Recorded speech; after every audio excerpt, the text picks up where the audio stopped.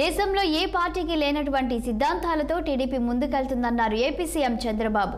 పదవులు అధికారం కోసం కాకుండా తెలుగు జాతిని జాగృతం చేయాలన్న లక్ష్యంతో పనిచేస్తున్నట్లు ఆయన స్పష్టం చేశారు. తెలుగుదేశం పార్టీ కేంద్ర కార్యాలయంలో పార్టీ 43వ ఆవిర్భావ దినోత్సవ వేడుకలు ఘనంగా నిర్వహించారు. కార్యక్రమంలో పార్టీ అధినేత సీఎం చంద్రబాబు పాల్గొని పార్టీ నేతలు కార్యకర్తలకు శుభాకాంక్షలు తెలిపారు. ఈ సందర్భంగా ఆయన 60,000 మంది టీడీపీ కార్యకర్తలు నాయకులతో టెలికాన్ఫరెన్స్ లో మాట్లాడారు. తెలుగుదేశం పార్టీ ప్రజల హృదయాల్లో చెరగని ముద్ర వేసుకుందని చంద్రబాబు తెలిపారు. టీడీపీ ప్రజల కష్టాల నుంచి ఆవిర్భవించిన పార్టీ అంటూ వ్యాఖ్యానించారు.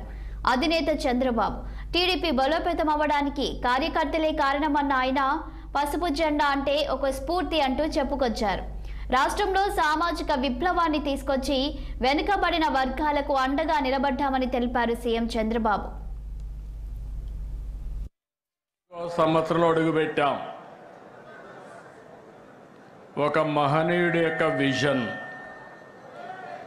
మామూలుగా అధికారం కోసం రాలేదు.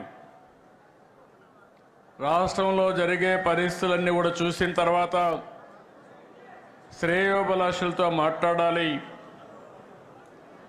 40 సంవత్సరాలుగా నన్ను ఆదరించారు, తిరిగి వాళ్ళ రుణం తీర్చుకోవాలని ఒక్క ఆలోచనతో ఎమ్మెల్యే క్వార్టర్లో ఒక్క మీటింగ్ పెడితే ఆ మీటింగ్తో ఆయన అక్కడికి వస్తున్నాడంటే ఒక ప్రభంజనంగా ప్రజలందరూ ఇక్కడికి వస్తే ఆ ఎమోషన్లో ఈ రాష్ట్రం కోసం పుట్టిన పార్టీ తెలుగుదేశం పార్టీ, అది కూడా ఎమ్మెల్యే క్వార్టర్స్లో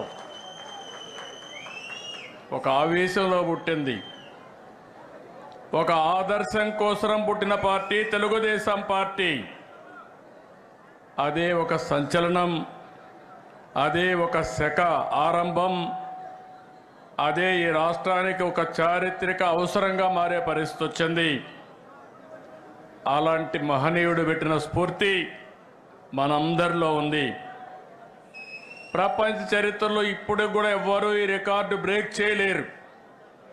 పార్టీ పెట్టి 9 నెలల్లో అధికారం వచ్చిన ఏకైక పార్టీ ప్రపంచంలో తెలుగుదేశం పార్టీ. ఇంకొక పక్క ఎన్టీఆర్ లాంటి వ్యక్తి మళ్ళా పుట్టడు. పుట్టాలంటే మళ్ళీ ఎన్టీఆర్ పుడితే తప్ప ఎవరికి ఆ గుర్తింపు రాదని చెప్పి కూడా నేను మీకు తెలియజేస్తున్నా. అంతవరకు రాజకీయాలు చూస్తే ఒక పరిపాలన, పెత్తందారి వ్యవస్థ. మామూలుగా ఎమ్మెల్యేలంటే అందులో షెడ్యూల్ కులాలంటే చదువు రాని వాళ్ళ పెట్టి ఎక్కడికక్కడ పెత్తనం చేసే రోజులవి.